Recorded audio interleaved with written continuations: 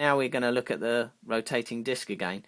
So consider again the rotating disc. To compute the EMF from Faraday's law, we use equation the electromotive force equals the rate of the flux change. Consider the circuit to be the periphery of the shaded areas.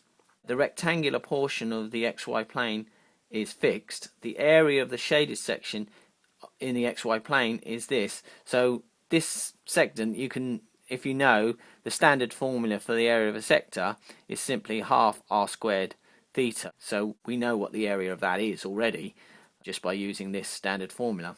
So the area of the shaded section in the XY plane is a half r squared theta, and the flux through it then is that times b. Obviously we know that flux is the area times b, so we can write that down here. Now as the disc rotates, the shaded area increases, so this area is going to increase in a time dt.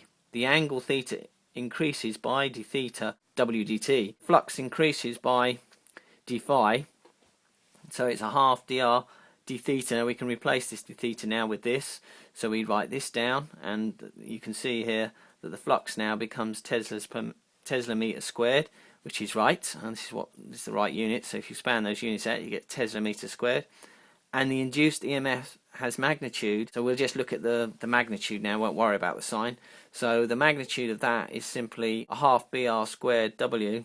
Now that's what we got before.